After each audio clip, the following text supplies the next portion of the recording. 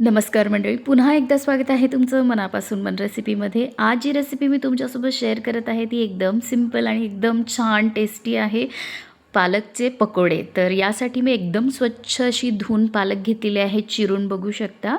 यामध्ये आपल्याला ॲड करायचा आहे जो खलबत्ता असतो त्यामध्ये आपल्याला ॲड करायच्या 10-12 पाकळ्या लसणाच्या. त्यात थोडंसं जिरं घालायचं आहे आणि मीठ टाकून त्याला छान त्याची एक बारीक अशी पेस्ट बनवून तयार करायची आहे, बघू शकता अशा प्रकारे. आणि ही आपल्याला ॲड करायची आहे पालकमध्ये. जेवढा पालक घेतलेला आहे मी, साधारण एक जुडी पालक घेतलेला आहे स्वच्छ धुवून. तर एवढ्या पालकचे भजे भरपूर बनवून तयार होतात. तर यामध्ये काही आपण मसाले ॲड करणार आहोत, जे की आहे लाल तिखट, चवीनुसार तुम्ही ॲड करू शकता. हळद ॲड करायची आहे आपल्याला अर्धा चमचा. ओवा यामध्ये नक्की आवर्जून तुम्ही ॲड करा, कारण ओव्याने फार छान टेस्ट येते. यामध्ये ॲड करायचं आहे मीठ चवीनुसार. पालकमध्ये थोडं कमीच घाला. कांदे बारीक चिरून घातलेले आहेत मी, एकदम स्लाईसमध्ये केलेले आहेत. आणि यामध्ये आपल्याला ॲड करायचं आहे 2 वाटी पीठ, बेसन पीठ. बघू शकता अशा प्रकारे साधारण 2 वाटी मी ॲड केलेलं आहे आणि हाताच्या मदतीने छान व्यवस्थित मिक्स करायचे.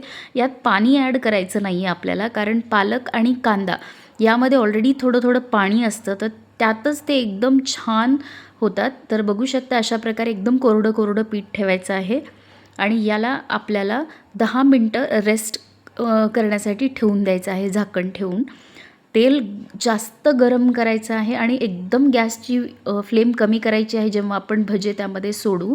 तर बघू शकता अशा प्रकारे छान व्यवस्थित आपल्याला कुरकुरीत असे पालकचे पकोडे बनून तयार होतील आणि इतके टेस्टी आणि इतके मस्त लागतात. कारण 10 मिनटं जर तुम्ही त्याला रेस्ट करायला ठेवलं तर ते एकदम सगळा मसाला जो आहे तो एकदम पालकमध्ये आणि जे आपली कांदा आहे त्यामध्ये तो उतरतो आणि एकदम क्रिस्पी आणि कुरकुरे लागतात. यामध्ये तुम्हाला वरतून तांदळाचं पीठ किंवा कॉर्नफ्लॉवर वगैरे घालायची काहीच गरज पडत नाही.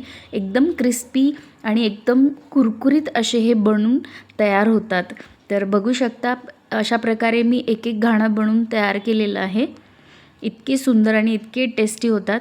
मंडळी, तुम्हीसुद्धा नक्की ट्राय करा आणि ही जी रेसिपी तुम्हाला आवडली असेल तर माझ्या चॅनलला नक्की सबस्क्राईब करा आणि कमेंटमध्ये तुम्ही नक्की कळवा की तुम्हाला माझ्या रेसिपीज कशा वाटतात आणि तुम्हाला कोणत्या रेसिपी पाहिजे तेही कमेंटमध्ये कळवा, म्हणजे मी ती रेसिपी तुमच्यासाठी आणेल. तर भेटूयात मंडळी पुढच्या रेसिपीमध्ये. तोपर्यंत मंडळी या रेसिपीला लाईक करा, शेअर करा आणि माझे व्हिडिओज आवडत असतील तर नक्की माझ्या चॅनलला सबस्क्राईब करा. तर भेटूयात मंडळी पुढच्या रेसिपीमध्ये. तोपर्यंत या रेसिपीचा तुम्ही आस्वाद घ्या. धन्यवाद.